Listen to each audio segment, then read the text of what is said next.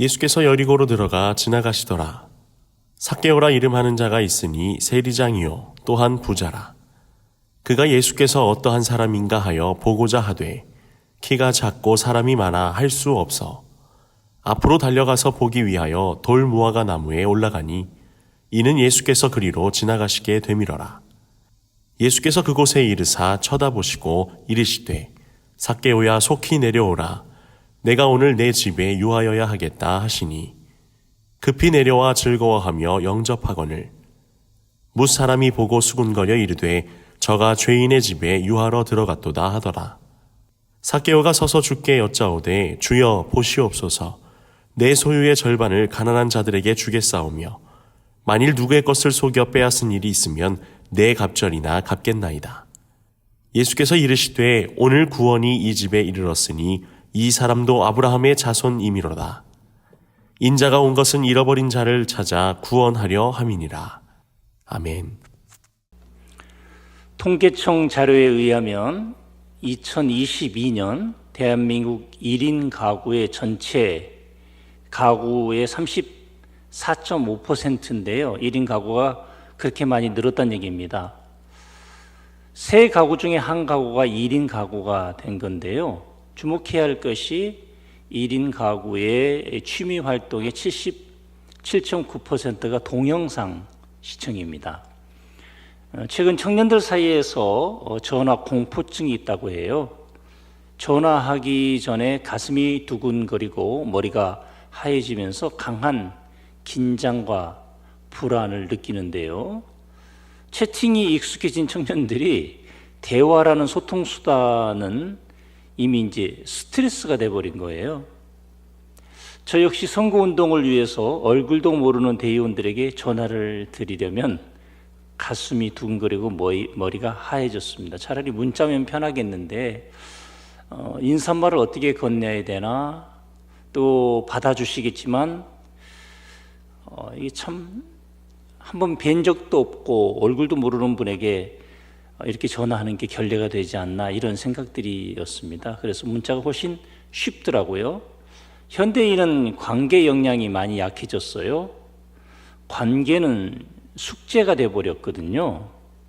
관계에 대한 문제의식은 고민, 또 여러 가지 상황 속에서 시간이 흐를수록 점점 더 심화하는 것 같아요. 근데 이게 오늘만의 문제가 아니에요. 장폴 샤르트르는 닫힌 방에서 타인은 지옥이다라고 했습니다. 늘 타인의 시선을 의식하며 나를 인식할 수밖에 없는 비극적인 상태를 일컫는 말인데요. 하나님은 본디 타인과의 관계를 불행과 스트레스를 주기 위해서 관계를 창조하셨다고 생각하십니까? 저명한 유대 철학자 마틴 부버는 태초에 관계가 있었다라는 말을 했어요. 하나님의 형상에 대해 이해하면 더 와닿게 되는데요. 창세기 1장 27절을 보면 하나님이 사람을 하나님의 형상대로 창조하셨어요. 통상 하나님의 형상을 네 가지로 해석하는데, 첫째로 하나님의 외형, 둘째로 하나님의 내적인 속성과 성품, 셋째로 세상을 다스리는 하나님의 역할을 상징해요. 마지막으로 사람은 하나님의 형상 때문에 인격적인 관계를 할 수 있다고, 하나님의 형상이기 때문에 인격적인 관계를 유지할 수 있다고 주장하는데요. 어느 건 하나만 옳다고 할 수 없어요. 모든 주장에는 합당한 근거가 있지 않겠어요? 그럼에도 오늘 말씀을 통해 하나님의 형상을 관계라는 단어에 집중해서 살펴보고자 해요. 하나님의 창조의 질서 중에서 자연과의 관계가 파괴됐으며 인간관계도 심각하게 손상을 입었거든요. 현대신학의 교부 칼 바르트는 하나님의 삼위일체 존재 방식을 공동체로 존재하시는 하나님이라고 설명했습니다. 성부, 성자, 성령이 모든 것을 공유하고 서로 증명해주는 관계성을 가지고 계시는데요. 관계와 공동체는 하나님의 존재 양식입니다. 그분의 형상을 닮은 우리도 인격적인 관계에 결코 분리될 수 없는 거죠. 사람은 하나님과 인격적인 관계를 맺을 수 있는 유일한 존재로 창조됐는데 하나님으로부터 무조건적인 사랑을 받고 내 안에 채워진 그 사랑을 이웃과 세계로 흘려보내며 행복을 경험하죠. 그러나 죄로 인해 하나님과의 관계가 깨졌어요.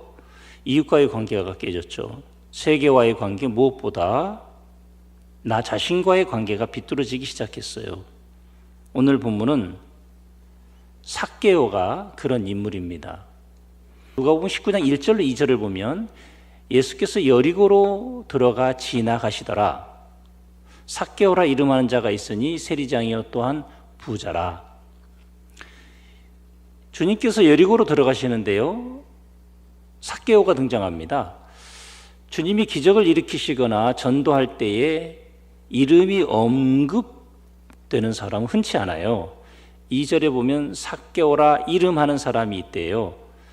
이름의 의미가 중요하니까 언급했겠죠. 삭개오는 헬라어로 자케오라고 하는데요, 착한, 순수한 이란 의미입니다. 삭개오의 이름 뒤에 삭개오를 설명하는 두 단어가 따라와요. 세리장, 부자. 유대인에게 세리는 매국노였어요. 당시 이스라엘은 로마의 식민 지배를 받았는데 로마가 그 지역별로 정해놓은 할당된 세금만 부과해서 올려보내면 그 지역의 세리장이 얼마를 받아서 어떻게 쓰는지 책임을 묻지 않았습니다. 그러니 유대인들에게 삭개오가 얼마나 미웠을까요? 유대인들이 보기에 2절은 더 모순적인 구절이에요. 착한데 매국노다. 자, 삭개오의 이름, 근데 매국노다. 삭개오가 처음부터 이런 모순적인 삶을 살았을까요? 그렇게 생각하지 않습니다. 식민 지배를 받았죠. 어중이 떠중이로 살다가 생존하지 못하게 했다는 압박감도 받았겠죠. 그리고 사람들이 싫어하는 그런 부정적인 직업을 선택했다.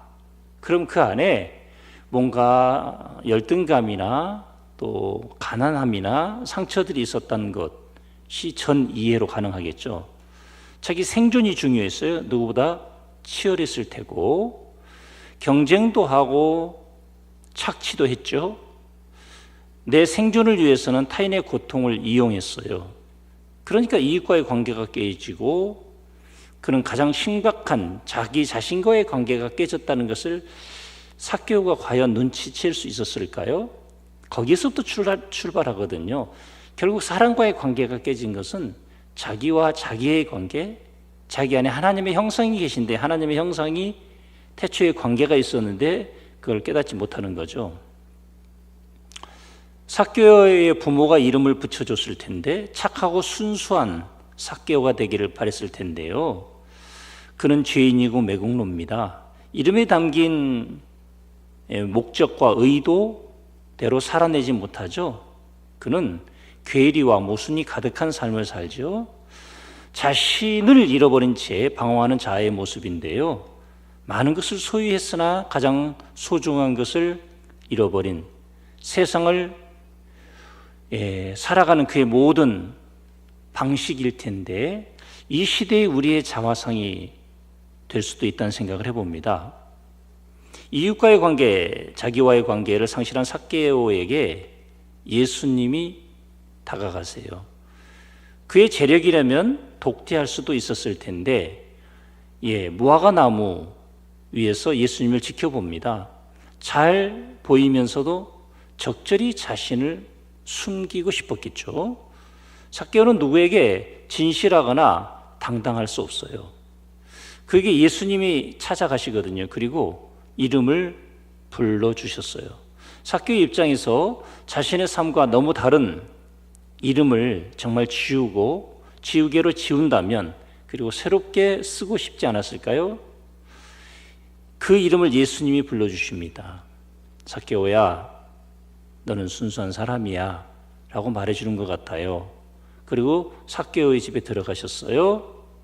삭개오의 인생에 개입하세요. 삭개오에게 예수님과의 관계가 회복됐는데 삭개오는 그가 생명의 근원이신 하나님과 연결된 겁니다. 소중한 관계는 나의 삶을 변화시키죠. 그렇게 미혼자와 기혼자의 삶이 같을 수 없어요. 자녀를 양육하는 삶과 그렇지 않은 삶이 같을 수는 없어요. 경험해 보지 않은 거니까요. 내게 소중한 관계가 생기면 나의 평온한 일상에 균열이 생기거든요. 흔들려요. 그리고 변하죠. 해서 많은 사람들이 1인 가구를 선호하지 않을까요? 내 인생에 누군가가 개입하고 내 일상이 깨어진다는 게 불편할 수 있다는 생각을 해보는 거죠. 삭개오의 인생에 예수님이 개입하시니 그가 이제 이웃을 대하는 태도가 달라져요. 누가복음 19장 8절은 삭개오가 서서 주께 여짜오되 주여 보시옵소서 내 소유의 절반을 가난한 자들에게 주겠사오며 만일 누구의 것을 속여 빼앗은 일이 있으면 내 갑절이나 갚겠다고 합니다. 삭개오의 가난한 시절을 한번 또 삭개오가 그의 가난했던 시절에 세리장으로 엄청난 많은 돈을 벌었는데 예수님을 만나고 난 다음 그런 회개하며 가난한 사람들을 생각합니다. 하나님의 정의가 가장 첫 단추인데요. 속여 빼앗은 돈의 4배를 갚겠다고 하죠. 율법에 따르면 훔치거나 빼앗은 돈의 20% 이자만 더해 돌려주면 되는데 여로얘기 6장 4절로 5절의 기록입니다. 삭개오는 20%가 아니라 무려 400%를 갚겠다고 해요. 예수님이 삭개오의 인생에 개입하시니 이웃과의 관계가 변하죠. 더 이상 자기 생존을 위해 이웃을 속이거나 착취하지 않고 예수님은 그에게 본래의 정체성을 회복시켜줍니다. 누가복음 19장 9절 예수께서 이르시되 오늘 구원이 이 집에 이르렀으니 이 사람도 아브라함의 자손이미로다. 유대인으로부터 매국노 취급받았습니다. 죄인 그리고 왕따 취급을 받았던 삭개오가 아브라함의 자손이 됩니다. 이스라엘 공동체 안에 편입되는 거죠. 하나님의 백성이에요. 삭개오는 예수님 덕분에 자신의 뿌리를 회복해요. 진정한 나다움을 회복하는데요. 이는 곧 창조의 목적과 질서의 회복입니다. 예수 그리스도께서 삭개오와 함께 하시니 극도로 자기 중심적이었던 삭개오의 삶이 변했어요. 자기 죄를 직면, 이웃의 약함을 돌보고 또 하나님의 뜻을 이루는 자가 됐죠.